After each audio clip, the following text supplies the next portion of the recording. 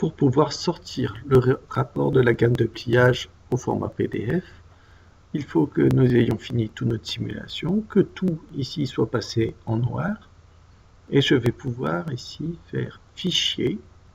Je vais aller chercher dans Rapport ici, je vais aller chercher Fichier, et je vais aller chercher, je vais faire un fichier PDF. Alors on peut le faire en Word, on peut le faire en Excel, on peut le faire en HTML. Il y a plusieurs possibilités pour pouvoir sortir notre fichier. Donc je vais chercher mon fichier PDF.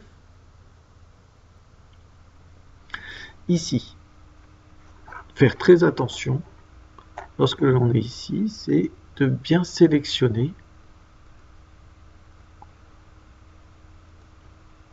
le rapport 2014 ici. Ici, le rapport 2014. On rentre pas, c'est pas tout de suite qu'on enregistre notre fichier. On doit sélectionner d'abord le rapport et après on enregistre notre fichier.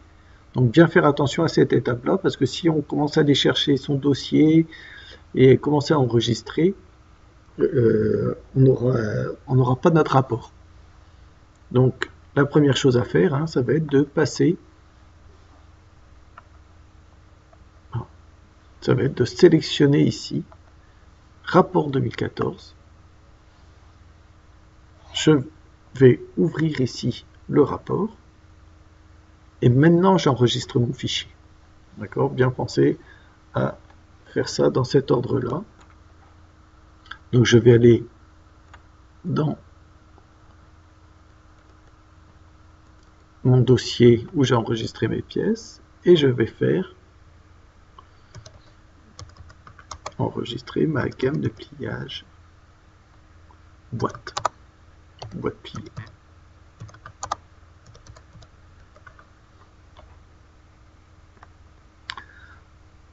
Et j'enregistre. Donc lui, il va prendre des photos pour les mettre dans la gamme.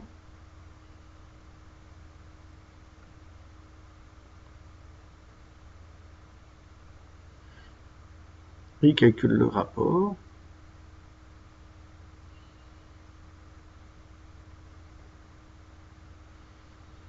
Et quand je vais retourner maintenant sur mon rapport,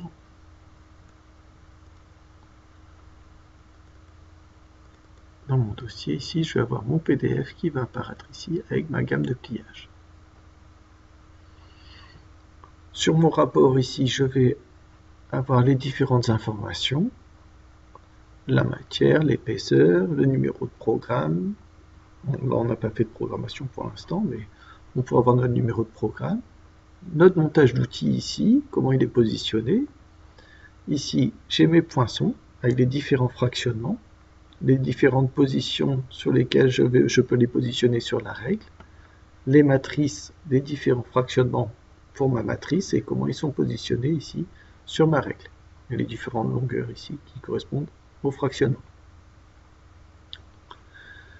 Alors ici, je n'ai pas la même distance ici, vous voyez, entre ma longueur de poinçon ici et ma longueur de matrice. C'est-à-dire qu'ici, on a mis des petits écarts ici entre chaque poinçon pour pouvoir obtenir la valeur la plus proche de ce qu'on avait à plier.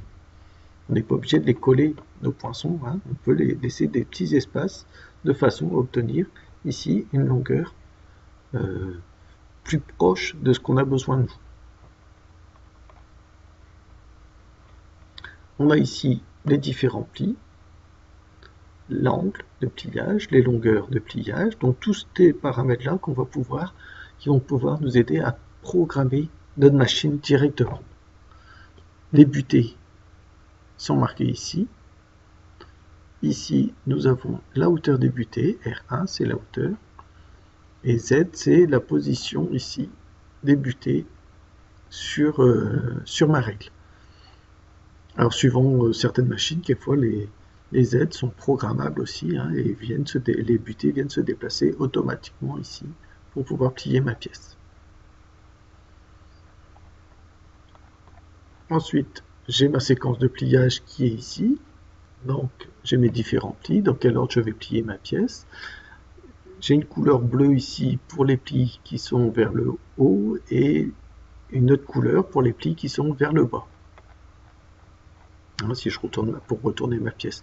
Et en plus, j'ai une aide ici visuelle directement, où j'ai ma pièce qui est pliée au fur et à mesure, comment je dois me mettre en appui, comment je dois mettre ma pièce en appui sur la machine. Hein, il suffit de regarder après donc, comment je positionne ma pièce. Hop, ah bah, je sais que j'ai ces plis là qui sont vers le haut, donc je vais mettre des plis vers le haut et je vais me mettre en appui ici pour le pli numéro 4. Et ainsi de suite, hein, pour toute la gamme de pliage. C'est vraiment pour aider à la mise en butée.